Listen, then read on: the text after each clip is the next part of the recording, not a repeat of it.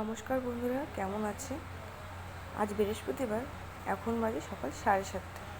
তবুও দেখো কত রোদ, দেখে যেন মনে হচ্ছে দুপুর হয়ে গেছে। আবার কিছুক্ষণ পরেই দেখবো যে আকাশটা যেন মেঘলা। তো আজ আমি তোমাদেরকে বানিয়ে দেখাবো সোয়াবিনের তরকারি। আমি নিয়ে নিয়েছি একটি সোয়াবিনের প্যাকেট, তবে আমি পুরো সোয়াবিনটা ব্যবহার করব না, কিছুটা ব্যবহার করব। তারপরে আমি সোয়াবিনগুলোকে জলে একটু ভিজিয়ে দিয়েছি। এরপরে আমি গ্যাসে কড়াই বসিয়ে দিয়েছি এবং কড়াই গরম হয়ে গেলে তাতে তেল ঢেলে দিচ্ছি। এরপরে আমি তেল গরম হয়ে গেলে কেটে রাখা আলুগুলোকে একটু ভেজে নিচ্ছি।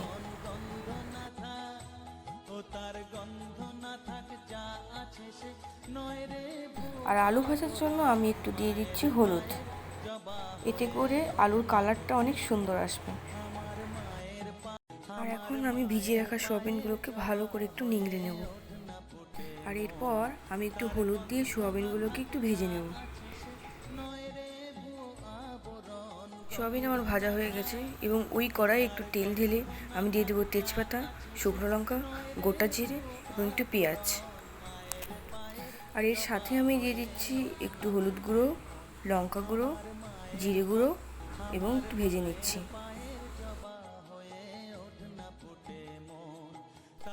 পেঁয়াজ ভাজা হয়ে গেলে আমি একটু মশলা কষতে একটু সামান্য পরিমাণে জল দেব আর সাথে দেব স্বাদ মতো নুন। মশলাগুলোকে সুন্দর করে কষানোর পরে এবার আমি দিয়ে দেব ভেজে রাখা সোয়াবিন এবং ভেজে রাখা আলু।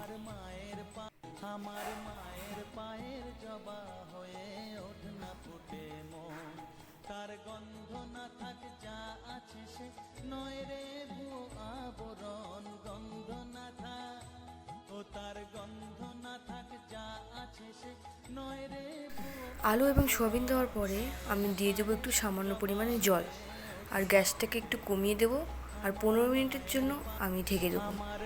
যাই 15 মিনিট পর আবার ফিরে এলাম এবং আলু সিদ্ধ হওয়ার পরে আমি নামিয়ে নেব সোয়াবিন আলুর তরকারি। এই তরকারিটা আপনি রুটির সাথেও খেতে পারবেন, ভাতের সাথেও খেতে পারবেন। আর আমার এই ভিডিওটি যদি আপনাদের ভালো লেগে থাকে তাহলে লাইক, কমেন্ট, শেয়ার এবং সাবস্ক্রাইব করতে ভুলবেন না।